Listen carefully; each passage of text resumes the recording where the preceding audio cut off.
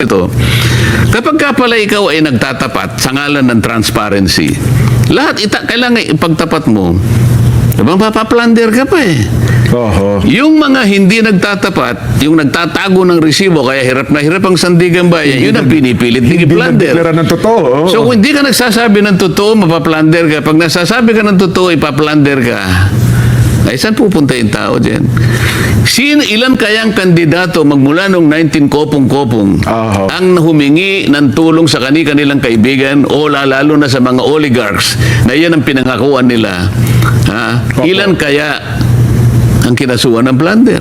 Ah. Sa contribution dyan, ha? Ngayon Oho. lang ako nakakita sa kasaysayan ng National Prosecution Service na pati yung contribution, Oho. tulong ng mga kaibigan, ikaka-plunder mo pa. Wala pa bang mga naunang kasong ganyan din? Wala. Ito lang talaga, first time. Wala. Ito. Alam mo ba- Mukhang test case pala ito, no? Alam mo pati yung mga estudyante ng batas, Oh, ng mga nagtatawan law eh. students, ano? So, alam nila yung elemento ng ano eh. Oo. Pagka sinabi yung plunder, merong elemento yun eh. Yes po. Kailangan mong i-connect dun sa corruption, dun sa damage sa gobyerno. Kunyari may project, may kontratang gobyerno, palagi mong kinukonect dun eh. Oho. Merong may injure na parte ng gobyerno. Oho. Meron kang sa katiwalian na yung kumita ka, Yes. nag-kickback ka, may ill-gotten ka. Pero ng gobyerno Oo. dapat eh. O kinuha kaya pa naman, rin yun. kahit na hindi doon sa paraan na yon, Oo. pero pinangakuan mo na ganito, hindi, kaya niya tatanggalin natin si ganito. Tatanggalin mo yun, walang kasalanan yun, nagseserbisyo. Oo. Ibig ko sabihin, palaging merong connection na gano'n ang gagawin mo Yun. dahil meron siyang nakikitang magagawa mo. Oho. Yun ang hindi plunder kung hindi indirect Indirect bribery. bribery po yun. Kasangkot na rin yung PD46 na sinasabi nila kasi Oo. magpinsang buo yung dalawa na yun eh. Opo. Lahat ng kukunin mo na pabor o ibinigay sa'yo, may kapalit yun. May pangako. no? Dahil sa Ganun. opisina mo. Ngayon, kailangan ipaliwanag natin, ano ba ako nung ako'y kumakandidato na senador Opo. noong 2025 national elections? Ito ako noon. Magtatapos ang aking term June 30. Opo. Last term nyo nun as congressman eh. Last Opo. term ako. Opo. Gagraduate ako. Matatapos termer. ako June 30, 2025. Yes po. Bago ako kumandidato, Jen, nasa 19th Congress ako, bago pumasok ang January 2025, na kung saan doon nila ako binigyan ng pantulong, Oho. panggastos ko, sino si Rodante Marcoleta? Si Rodante Marcoleta ay congressman Opo. na tinanggalan ng mga Naku. ng lahat ng mga committees. Opo. Commission on Halos appointments. lahat sa ng inyo. kasama ko, na ako.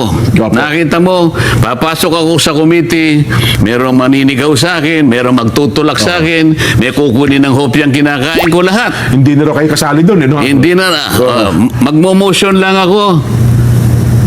Your Honor, I'm sorry, you cannot make any motion because you are no longer a member of this committee. Yes po. Kailan po ninyo ako tinanggal? Oho. Basta po kayo natanggal na. Ganon po yung kalagayan ko. Yun ang nun. kalalagayan ng panahon na yun. Pagkatapos, Opo. yung commission on appointments, Yan. Isa pa tinanggal yan. din po ako ron.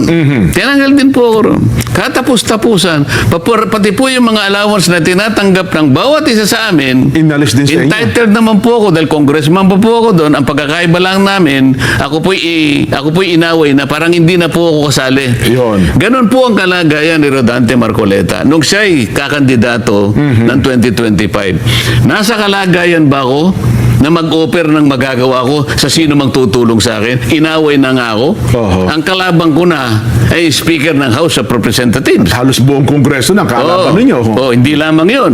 Ano pa ang kalagayan ni Rodante Marcoleta? Yan. Oho. Tingnan mo yung survey SWS at saka Pulse Pulse Asia. Asia. Lahat na po ng survey. Lahat na natin. Number 32 ako. Tama po. Pagkatapos, minsan maawa sa akin yung survey. 31. Oho. Hanggang sa umabot ako sa 23, 22, pabalik-balik ako sa 22, 23. Jen, halimbawa ikaw, alam ko namang hindi ka mahilig sa karera eh. Yes po. Yes po. Hindi tayo nangangarera. Oho. Dahil alam mo yung ating kalagayan. Pero sa mga nakakaintindi po ng karera, ako nakakabasa po ako, maski sa comics lang, mahilig ako sa comics nung totoo ako'y naman. Tsaka bata. kahit sa pelikula siya, napapanood na natin. Tatayaan mo ba yung kabayo na yon? Kung kulela. Kundihado? Wala Oho. Ang ibig ko po sabihin, tataya ka lang sa isang tao, ano man ang gagawin, aktibidad, kung may maasahan ka doon. Siyempre naman po. Oho. Sino po tataya sa akin? Number 33 ako. Oho.